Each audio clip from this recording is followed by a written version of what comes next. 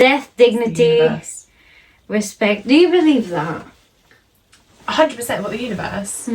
Maybe not 100%, but I think it's such a lovely thing to believe in that at times when I feel really overwhelmed and I feel like maybe my life isn't going the right way, sometimes what calms me down is just thinking the universe knows, like the universe will put me in the right direction, because otherwise it can be so daunting just trusting yourself.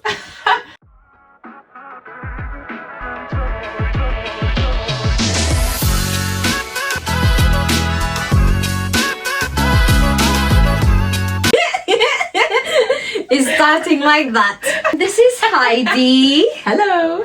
And I'm Silvana. And today we've got this amazing, heavy topic. We're going to talk about death, dignity, respect, and so many other important factors.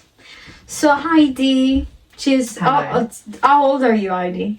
I'm 29. You are not. I am, yeah. I'm ripe. My God. I'm almost overripe at this point, but yes. Oh, that's crazy. I would never give you that age. No, thank you. I'd never give you 28 either. Yeah. Look at us. Just It's happening. Two late 20-year-olds. I feel like 30s are coming soon and I'm terrified. When are you 30? 14 November. Oh, so but next year? Well, this year. No, you're 28 now.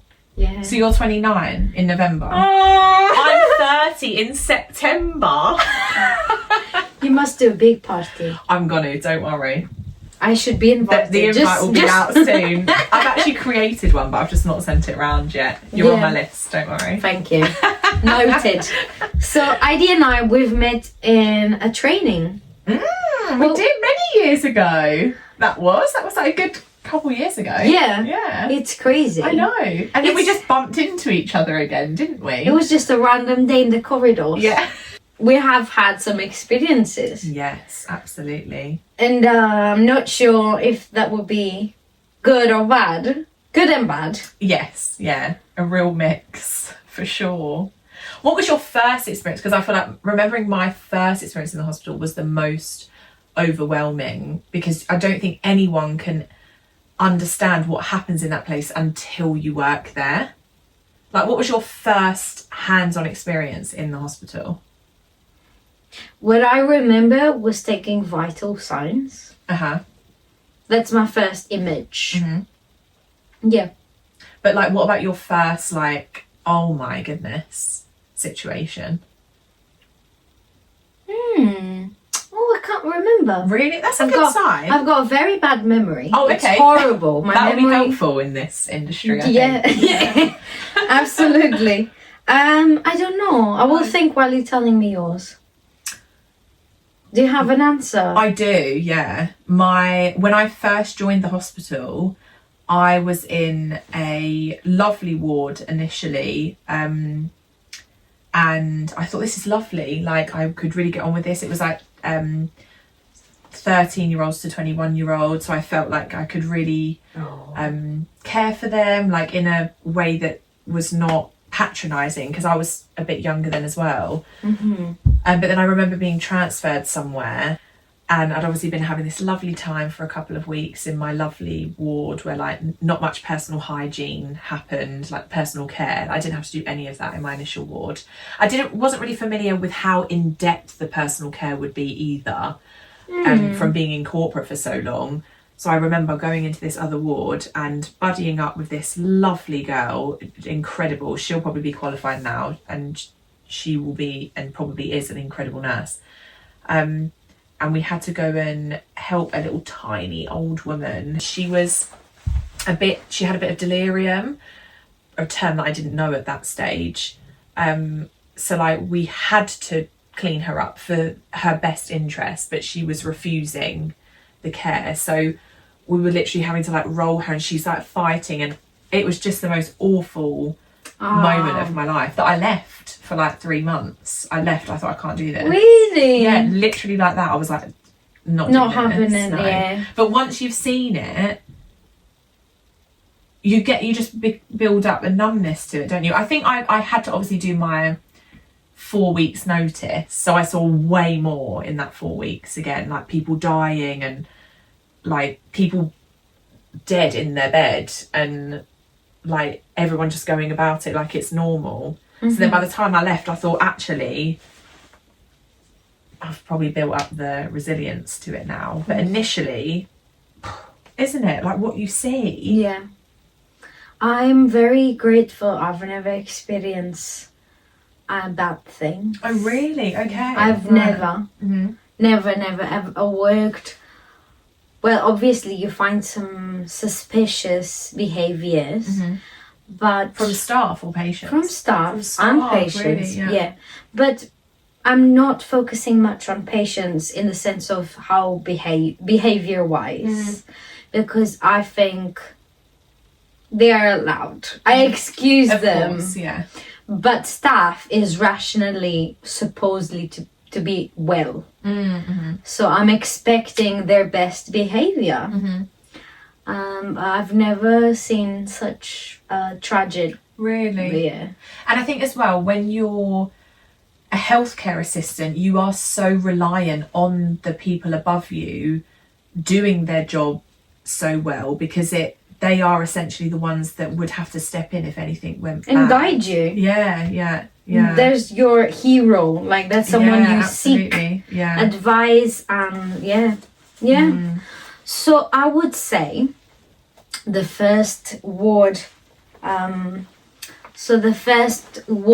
was very nice, and it was such a little ward I was in the hospital. I was really welcomed, and these people have been in this ward for like 20 odd years. That's forever. always a great sign, isn't it, when they've been there for a long time. And they were going out together, they would look after each other. There was a proper family. I was like, oh, this is lovely. This job is perfect because you will know everything. You'll know family history. You will know, because family and social lives do influence on your health. 100%. So you'll know about health. You'll know about pre-medical histories, everything. All the gossip, all the emergency surgeries, all the things that... What led them to be in this situation. So I thought this was amazing. And then I've met really interesting cases on my first ward. And yeah, I started my nursing placement before I started my bank shift job. So I had a different exposure. We had really sick people, but I had a death on that placement. Right. It was completely... This patient, she was old. She was quite old, and she just started deteriorating out of nowhere. And I was just like, And can you, because I've still not been in that situation yet, hopefully I'm not, but like, is it really obvious when they're sometimes. Like, right, okay. I've experienced so many things, because not only my career in health, it started in care homes essentially. When I came, I'm lying, it started on the OR or operation room back home. That's what made me want to progress this career. When I came here, I started on care homes. So it's not like you that's starting with business, entrepreneur stuff. I had a long time before I started this job. Right, yeah. So I think more experience you have, less impacted you are. 100%, yeah. So the way this impacted on me has been completely different as for you. Because you were just telling me, I think off camera, that the first time you experienced death in hospital was with a family member. Well, he was at home, but yeah, that was. Oh, was he? Yeah, we had him at home, but we knew he was dying. But that was my first ever experience of death. Yeah. Really? That changes everything. Yeah. Crazy. Yeah, I've never experienced... Yeah, I did. My granddad. Yeah. Many years ago. But yeah, I think personally, I changed things from like hospital setting to home. it's like I am two different people. You know, I'm a type of person at home, and in my job, when I put my uniform, I'm another person. Which I think you have to be to survive in that industry. Because another reason why I don't think I have survived and will survive, on top of the financial part, I'm so emotionally Attached. I take everything home that it frustrates me. That's the only issue with from being in that industry for a little while, the hospital industry, returning to corporate, I know I'm going to find really hard, because the perspective that being in the hospital gives you, the life perspective, like it, when you see people, I've seen countless people die now, and families, you know, in horrific states. And the whole reason I've ended up in doing this little bit of career in the hospital is because I experienced my own family death. I want to go out and like shake people. Like when I see someone die and their family in this horrific state, they've just lost someone that they love so much, I want to go out and shake people in the world to like get up and, you know, live your life to the fullest and stop wasting your life away, because the perspective you get in that place is mental. Like, and I think I will find it really hard returning to corporate when they're stressed about something that isn't life or death. Oh, yes. Because in that place, it's, you know, it's kind life of that, or death. especially in your department now. Exactly. Yeah. Goodness me. Yeah. You see it all the time. There was one on Friday, and I, gosh, was crying in the sluice for a good half an hour. Yeah. Because it's so you just can't even begin to, like, you're seeing this stuff that you see on films in real life, and like, I don't know, like I don't know what happened. I'm not religious either, so for me, death is potentially, I don't have a thought of what I think happens. I would love to think that something does happen once we die, because I can't imagine that we go through all of this emotion, we experience all of these things for it to just turn black. But because I don't have a belief and I don't know, seeing death and like seeing someone who's died, it is, I find it quite scary, because I think, where are they now? What is death for you? This is a big topic for me. I fight to try and understand. I am the opposite of you. I'm spiritual. Okay, yeah. I'd like to say I'm spiritual, but I'm agnostic. That's what I am, isn't it? Yeah. But I'm very interested in spiritual. So I am still fighting to know the reason what is death. Because honestly, sometimes the patients are awake and chatting to you. The next minute, they're turning purple and dying. And I don't know, like, I know what's death, you know, I'm not stupid, I'm not that ignorant. But at the same time, I've got so many questions and I feel so naive that I do not have an answer. And I would love to have your... Isn't it mental that none of us, like, death is the only thing?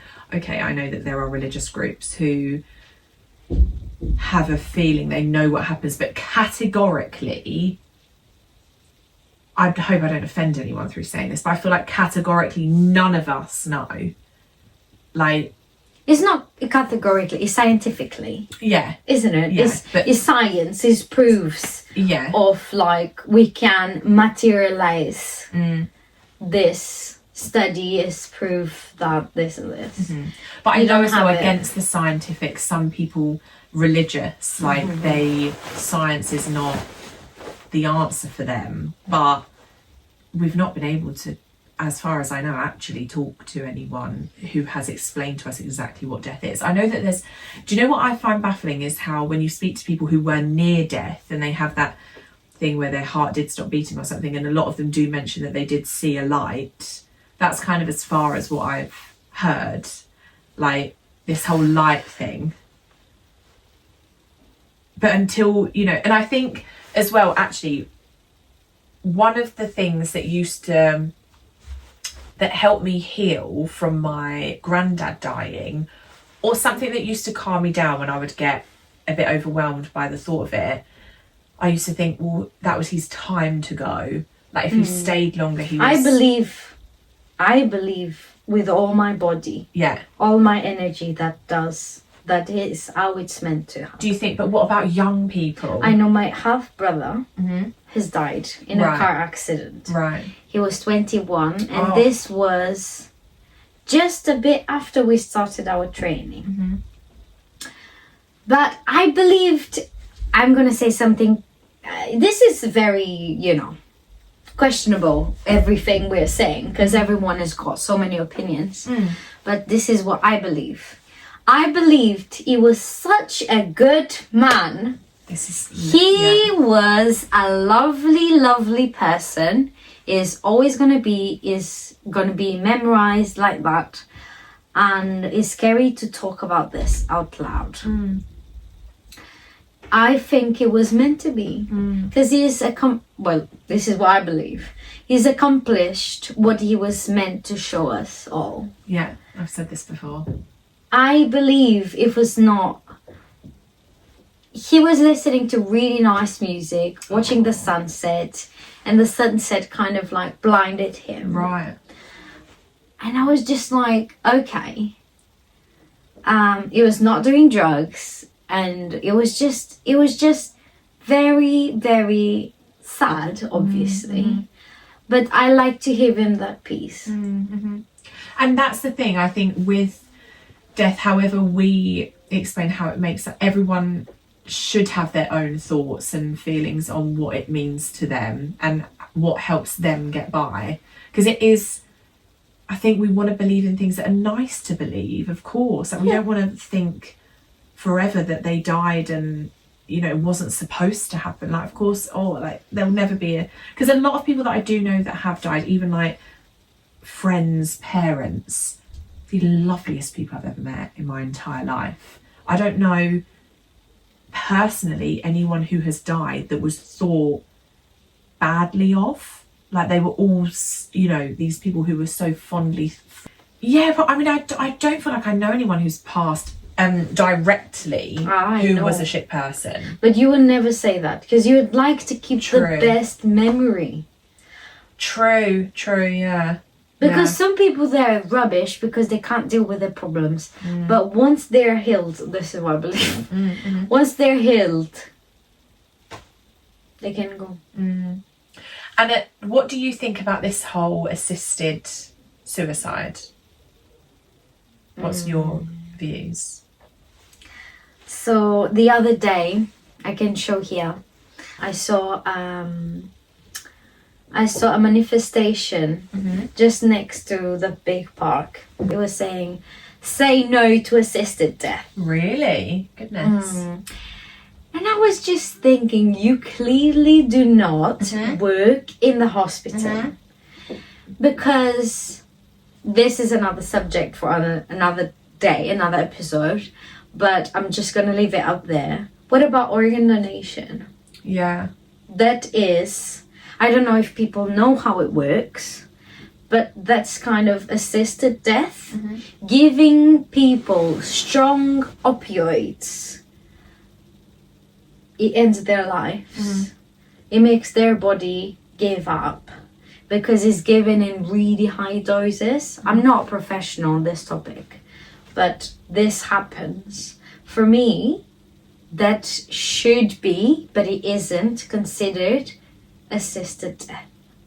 But so is that if someone is known to be dying and they're going to give their organs, they are sort of assisted to die sooner so that organs can be harvested? Yeah. Okay, right. So, well, I'm not a professional on this organ donation, but there's two types of organ donors. There is DBD, donation after brain death, and there is donation circulatory death. The heart stops. Okay, right. So, yes, this is it. So imagine you have a person that is has an hypoxic brain but has seizures will be considered as donation circulatory death, because the brain is not 100%, but there is an active brain, let's say. But if it is like a major brain bleed, there is a hypoxic brain, there is no alive cells in the brain, I think. I don't know, I'm not professional on this. But if it's an absence of brain stream reflexes and coma, the heart will still be beating while giving the donation. Wow, goodness. God, it's mental, isn't it? This is a different big topic. But yeah, I consider that as assisted death. Yes. Yeah. But it's just got a different name. Yeah. But what do I think? I think people living with cancer, people living with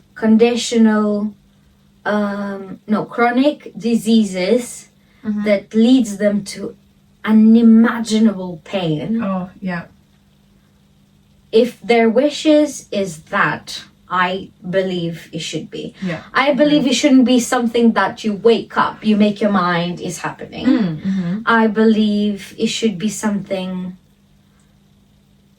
that you thought about it well. Of course, yeah. And it's got and with your loved ones too. Yeah. And it's got a medical reason for it. There is this man, he's tetraplegic. This is a case from Portugal. He is tetraplegic and What is that, sorry?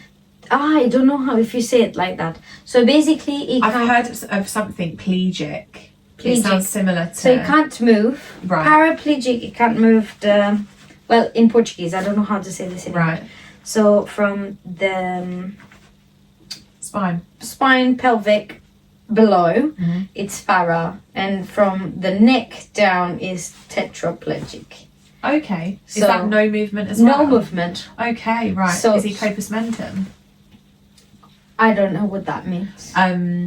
Still brain functions that... Oh, gosh. Yeah. Right, yeah. So I think this man, I might be wrong, he can't move... He can't move partial of his body. Paraplegic. Paraplegic. Something like that. Yeah. So this man... We're just going to go with that anyway, aren't we? Yeah. Paraplegic. I can find out and cut this bit. Yeah. Or just like, we put like a little thing in the corner. We've just chatted complete shit. For 5 minutes. But yeah, sorry, go ahead. Oh my god, this podcast, where is it going? It's questionable. To Hollywood. God. So yeah, this man, he wants to basically die. Right. Because he said after death, that accident he had, that has completely destroyed his life. Of course, yeah. Obviously. It's a quality of life situation, isn't it? Yeah. But he's not in pain. Yeah, and he's not terminal. I don't know. I do think it is impossible, obviously, for us to relate to him and be in his shoes. That's where I do think if it's your body, it should be ultimately your choice. Like that's not just him waking up saying like, you know, he's fully... It's not like me waking up and I've got everything active and, you know, my life is the same. Thankfully, I think every day I'm so thankful. But that is a quality of life situation for him. Like it's not terminal, no, but it massively, especially if he's just woken up all of a sudden. That I thank to whoever I believe in that, you know, that hasn't happened to myself. I can't begin to imagine how awful that must be. I don't know. Do you agree that with what you ended on? I personally don't know. But I'm a bit more skeptical to that than someone coming to me and say, look, I'm dying, it's been horrible, I've got them. Imagine people with dementia. Yeah. If Horrendous. I had an option, I don't know if I wanted to be here. 100%. I'm out. With Done. dementia. 100%. I want to die. Thank you. Thank you. Please respect me.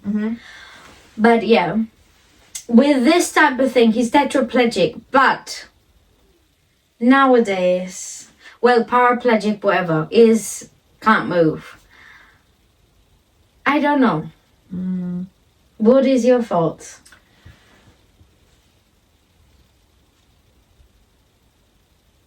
I feel like, yes, I do. If like, as long as if he's been through like counselling and has been given lots of options and has really trialed how life would be, but if he's so unhappy, if it's genuinely really affecting him, I personally don't know if I could do it, so I would want to know that I had the option. But then it does, like, I watched a programme and it was from a neurological ward, and a guy had come in. It's on BBC actually. I'll send it to you. It was a really good watch actually. A guy had been, I'm not going to get it 100% right, but this is along the lines of it. He was in a motorcycle accident, basically came into the hospital completely paralysed, and they couldn't get any signs of brain activity from him initially.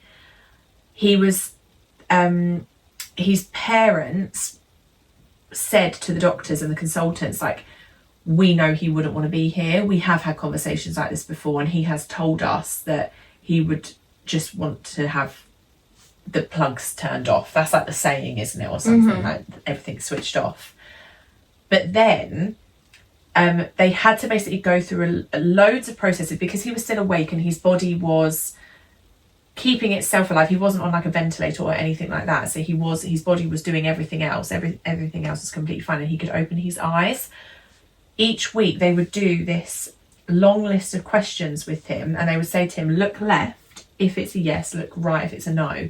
And they got to the point where they got his dad to ask loads of like random questions and like things from when he was younger, and he was getting them all correct from doing this like look left to right. And then they said to him, do you want to still be alive? And he said yes. And then it showed him like years later he's being kept alive and he still just communicates with his eyes. Now that, to me, at this point in my life, I would immediately say absolutely not. Like, get me off or something. Like, I don't want to be alive anymore. But you never know until you're in that situation. But with this paraplegic, if we are getting the right word, I hope so. He is in that situation and he knows that he does want to die. I don't know. I don't know. It would really, if there's nothing else that he can do to make himself feel better, I do think he should be allowed to go, because it's awful if you're unhappy and not able to do things as well. Like, I don't know, I don't feel like I don't have enough knowledge, and I don't feel like I have. But we're just normal humans, and this podcast is meant to be like for other non-medical people anyway, because we've got this general average person thoughts, which I think maybe you can relate to that. So yeah. I think I work in a setting now. I'm doing my rotation in a setting that is quite intense. So we have a lot of really, really sick people. But I do feel that death is very dignified and very, very respected. And that brings me peace. Because if I was to die, obviously the idea of dying is terrifying. Yeah, it is. If I was to die, I would be I smile when I say this, I would be very happy to die there. Do you think that's our age though? Just going back to what you just said, it being terrifying. Do you think that's because of how old we are? Because I feel like conversations I've had with older people, they seem to be really okay with death. Maybe that's just the ones that I've met, but I wonder if because we're getting older and we're kind of like, you know, like could you get closer to death? the natural way of dying. Like, obviously you don't know that we could be close to death any day, but like, That's so true. isn't it? Yeah. But like, I feel like older people, I definitely know before my grandpa died, he was ill. He knew he was ill anyway. He would casually say how like he just wanted to die. But for me, I'm like, that is so terrifying. Well, I think all people say it. Maybe I'm generalizing, but most people, they're old. They're just so done with this thoughts that has hunted them all their lives that now they're just take me out of here, please, because I had enough of this shit show. I don't think they're being haunted anymore. I think genuinely they had too much to think about. Yeah. I think that's what I think, yeah. Right, okay, yeah. But, yeah. Do you feel like as you go older as well, do you think that idea or perception of what death is more solidified than 5 years ago? Especially dealing with that every day. Well, kind of. I think from the moment I used to be terrified of death, but I think I wasn't terrified of me dying. I was terrified of my nan and granddad dying, just all the time. Because it's what you relate, isn't it, to old people, is that they die. And I loved them and love them so much that I was so terrified of death, but not for you. Me. Maybe there was elements, but I think as soon as my granddad died, I'm not afraid of death anymore. I think it's just given me it gave me the perspective that we are going to die, so we need to enjoy our life. Like, really? Yeah. We don't know what's around the corner. And do I think that we have I do really feel like we will know when we're going to die. You think? I just do. I hope I'm not wrong, because at the minute I feel like I've got a while left. Like, maybe I don't. But I just feel like we're so in tune. You know, like how we get gut feelings? I feel like we're so in tune with our bodies. Like, even especially women, we just know when we're going to come on our period. Like, I just feel like we must know that we're near to death. But you know that you're going to get close to the period because you've experienced that before. Because the first time you did not know what was happening. True. Yeah. And obviously I wouldn't have experienced death before. Yeah. Because I had this patient, was Oh no! I'm terrified! New fear and luck. Actually, I thought I got over it. Sorry. We'll never know, really. This is it. We'll never know until we know. And maybe I've been working with a lot of cardiac patients, right? And a lot of them have been resuscitated, right? So basically, gosh, do you see that a lot? I ask them CPR a lot. Yeah. Really? It's horrendous. Yeah, I can't imagine. It really is taking me a long time to adjust. That scares me so much. That scares me. That gives me inside goosebumps. But this is where I think I feel like we have a soul, and this body literally is just a shell. But our soul carries on somewhere else. I don't know. I think I'm gonna tell you this, because I don't know how much time we have. I think two things. So I think Silvana as a singular person, and I think non-medical, normal, average human, and I think Silvana professional that needs to get this shit done, because someone needs to have the balls and crack on with the job. Someone dies, you need to suck it in. I know, yeah. And you need to look professional. Yeah. You can't drop a tear. Yeah. Because that family needs you to be professional. Yeah. Sensible, yeah. But professional. Yeah. And I think as time passes by throughout this journey, I think I'm very emotional. Sometimes moments trick me. Yeah. But I've stopped, because it's been a while now of this journey. Things and moments, deaths, families, hard happens on your shift. And I think as time passes by, I think I feel for you, but I'm not feeling what you feeling because I'm not you. Yes. And this you distance have to separate it. has to happen at some point in your life. Some moments you get vulnerable, and that is dangerous. You need to be that. This job is a bit of both, is a bit confusing because you need to be sensible, but you can't be too sensible and take it personal. Yeah. You need to be empathetic, but you can't feel like what they're feeling, and it's just so tough. And I think as time passes by, I'm start dealing with death a bit better. The more you see, the more you do. Naturally, I've been terrified all my life. We've been talking right now. I'm speaking louder because passion and is my fear. I've got fear in my body, and that's how I've expressed myself. I've put myself to exposure to understand it better.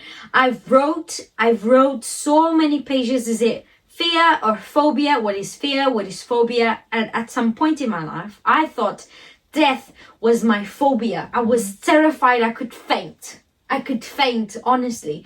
I was so scared. It gives me, my heart gets tight. And I wrote so much about it. I've talked so much about it. And at some point I was like, I've talked with, we've got this priests. Oh, the chaplaincy. In our job. And I was just like, you know what? I'm just going to expose myself to it. But yeah, back to my topic. I have exposed myself. I've seen how is it called? Postmortem. No, you call this other thing when someone dies, you clean them. Last offices. Oh, yes. So you do last offices. I've seen it. I'm just staying in my little corner, terrified, looking at everyone and just thinking, like, when is this gonna stop? Yeah. Because it's horrible. Mental, isn't it? It's really mental. You're like cleaning up a dead body. It's empty. Don't you feel? And they're cold, and immediately the colouring of their skin just goes. Yeah. Like there was once. Do you know what's the maddest thing? I think is like just literally like a second before, like they're like breathing, their heart is beating. It's crazy. It just stops. Isn't it just mental? And then that's it. Their life is over. No, I can't. I'm sorry. Absolutely not. It can't be. It actually can't be. And like all that love that they've experienced, and you know that all these emotions that they've felt, and like where does it all go?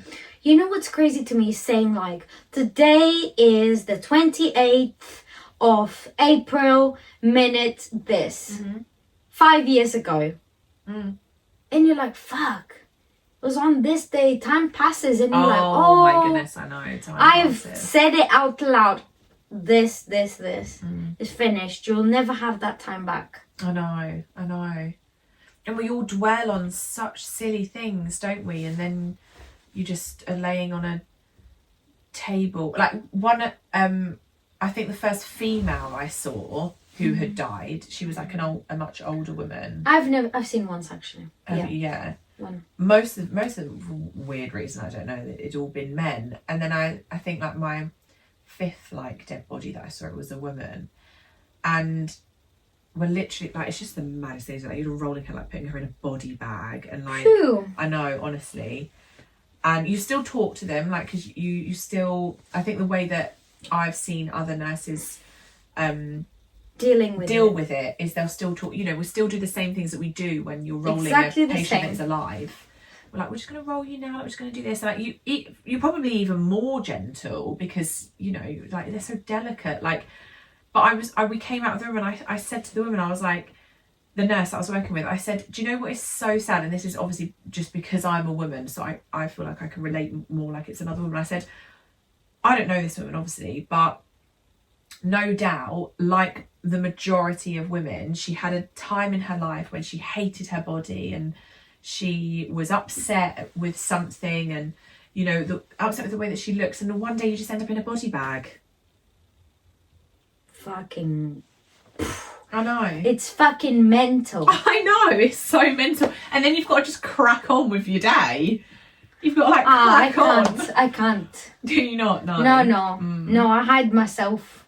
Do you? Yeah, sorry. Do you? No. Yeah, fair enough. Nobody's ever gonna pay me enough to not deal with it. If I feel like I need to deal with my emotions, there is no money that no company person could pay me for me to avoid. Yeah. That. It does. It gets you at some point as well. You can't avoid it, because even my most recent death was on Friday, and that I was straight in the sluice, like crying after it. Obviously held it together for the family around, and then I was like I was walking straight to the sluice, and then went on for about the rest of the shift, and it happened half an hour into my shift. I know, so I had the whole rest of the day. And then the next day I was supposed to work at my other job, and I texted in the morning and I said, look, do you really need me? Because I'm really tired. And I think that's the way that it gets me, is I just get really tired.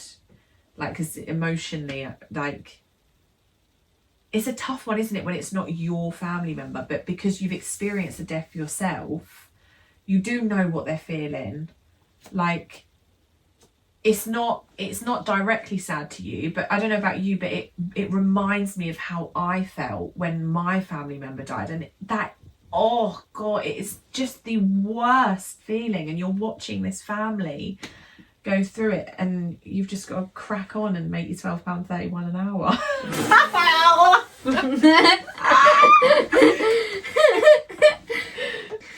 The other thing is, as I'm getting older, experience tough things that happen in the hospital, I don't feel that I have a lot of people that I can sit down and talk about my feelings, because they would, if I talk to my mum or my friend from home, because it's been my OG friends for a life, I don't think they will understand. So I keep it for myself, and I feel like I need to be professional, and I need to suck it in, tits up, let's go. And it's horrible because I cannot process things. No, I think you have to talk about it, but you can't talk about it to someone who doesn't work in that industry, because they don't get it. They can never get it. But also, I do think there are a lot of people in that place who have probably seen it so much that they've built up such a resilience that it doesn't affect them at all. So that you can't talk to them either. So we'll just talk to each other.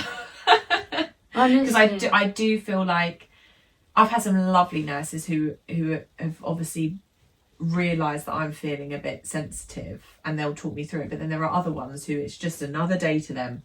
It's another dead person that they've seen. It's probably, the 50,000th one they've seen in their 26 years of nursing. It's just the history. What I feel sad is, like, you know what? When I close, God help me, gives me goosebumps. When I close my eyes in this bed at night time, I see these dead people faces. It creeps me out. I cannot sleep. And the next day I gotta crack on with my job. I cannot miss one single shift. I can't. I've been working, and it's so intense. People need to know how intense it is. I work 5 shifts when I'm on rotation. 5 shifts of 12 to 13. Many times more or less, it depends. A week, a day, sorry. This is 60 to 70 hours. There isn't this time to be compassionate and to be like, Heidi. Yeah, you can't, because if you stop the flow and then let the emotions get you, then you need to rest. And you can't. That is so true. I've never thought about it. But it will eventually, it gets you eventually. Yeah, it is really daunting, isn't it? Because you don't want to be seen as the sensitive one. And you also don't, I think naturally, even outside of the hospital, it's classic, isn't it? If someone says to you, like, are you okay? Like, if they notice that you're upset, that usually triggers someone to then get emotional. Like, those 3 words, like, are you okay? Is you're then like, oh no, like someone knows I'm upset. So then the floodgates open, or however you process emotion. You don't want to let someone know in the hospital that you are sensitive, let's say, because then on the next situation, if someone does die, you don't want them to be like to you, are you all right? Like, every single time, like, because then you're like, yeah, just leave me. I'm dealing with that. Actually, I'm being strong right now. Yeah. It's such a tough one, but I think we all need to find ways of getting it out ourselves, and like with the right people and with someone who does understand and has experienced it before. Do you think we dignify people in your experiences? I do and I don't. I do think we, as the staff there, do, but sometimes I have had a situation where a patient just wanted to die. She didn't, I've said she now, but they didn't want to keep being rolled, wiped, cleaned, like she expressed that she felt she wasn't having a dignified death. She said, I've got no dignity. I just want to die now. Like, we're just keeping her alive until she dies. That's why I do think this assisted death is actually really important for some people, because no matter how much we can no one can categorically say what is giving someone, in my opinion, it's not factual, can say what makes a dignified death, because what could make you feel dignified could be different to how I would feel dignified. At the minute, how maybe it's my age, I don't ever want someone to wipe my bottom for me, ever. Like, I don't ever want to get to that stage of my life. Like, for some people, them dying and they can't do anything for themselves and they're being, cleaned up.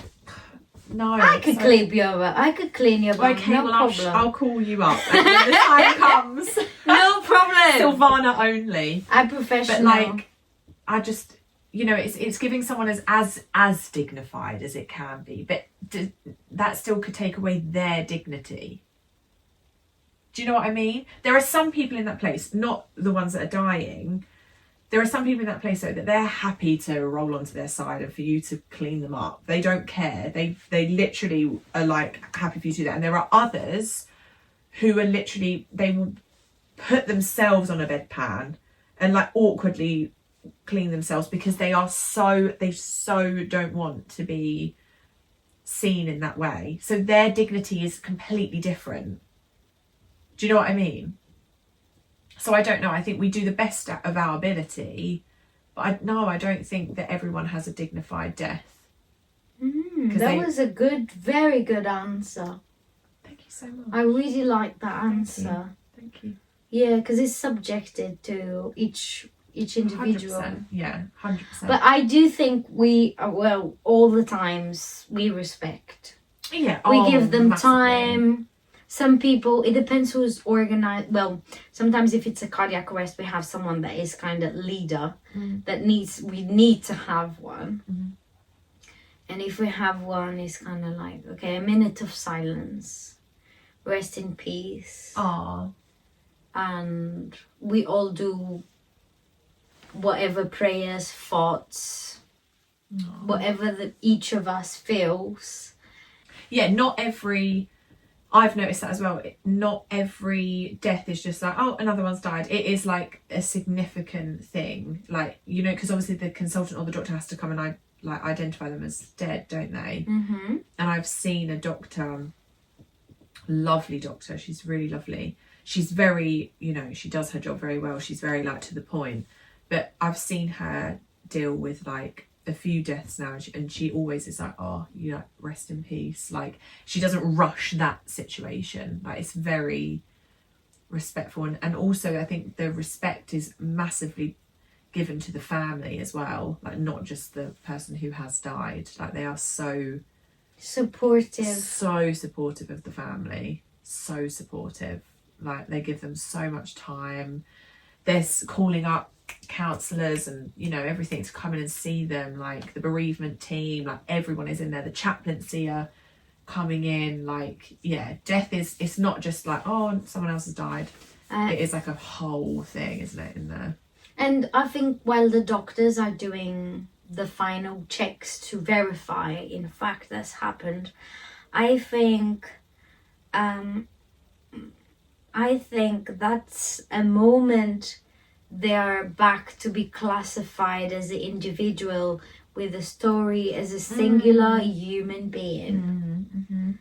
And obviously then the last wishes, the family coming, preparing. I'm seeing death as something pretty. Because it's the end is a closure.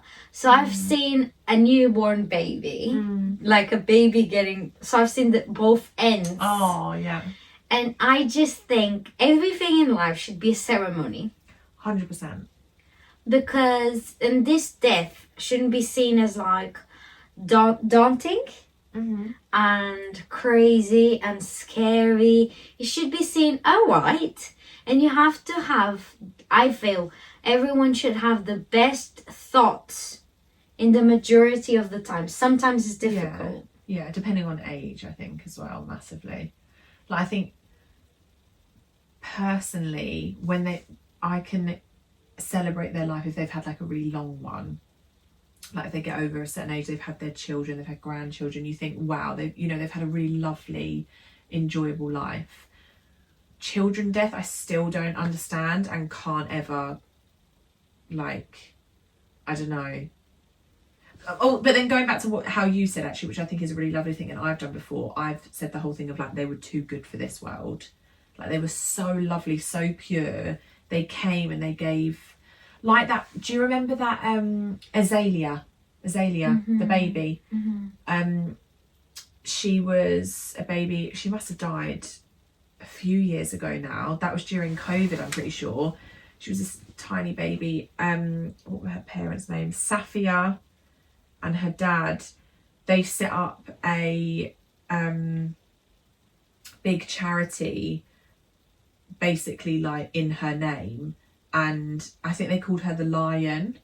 And she did come in, and they would put up all these pictures and videos of her, like still being this happy baby who was going through this terrible illness. And like I remember watching one thing once, like all her eyes had like massively swelled and she was still smiling, and like she did spread so much hope and joy and strength, like how this tiny little baby can be here for such a short amount of time but give such a huge impact on everyone. Like she was too amazing for this world, maybe. Like she came, she did exactly what she needed to do, she gave some people some life perspective probably, and now hopefully she is in a place that is beautiful and wonderful, and her mum and dad will meet her again one day. I can try to make myself feel better about that when it's children, but obviously we are only talking, I want to say this to everyone that may be watching us, this is only the perspective in hospital settings. If it's a homicide or some sort of yes, like not a natural death caused by the other's arm, obviously it's a different story. So I just wanted to say that because this is obviously a controlled, not expected sometimes, and we're able to say this because we haven't experienced everything that everyone else may have experienced. Like if we'd have experienced different deaths, if I'd have, God forbid, had a child and my child had died, I would probably have a completely different view and think, you know, I hate how death is at so we can only say what we because imagine if you see your own child choking to death in front of you. Like, sorry, this is very strong topic. Yeah. But maybe do a little beginning thing saying like this is going to be quiet, you know, in case it is triggering for anyone as well. Maybe this video is going to be banned. It's Do you know what? It's one that's something to tick off the bucket list, isn't it? Banned on YouTube. But do you know what is it should be spoken about more? I think I would love to watch this, and maybe I'm being biased because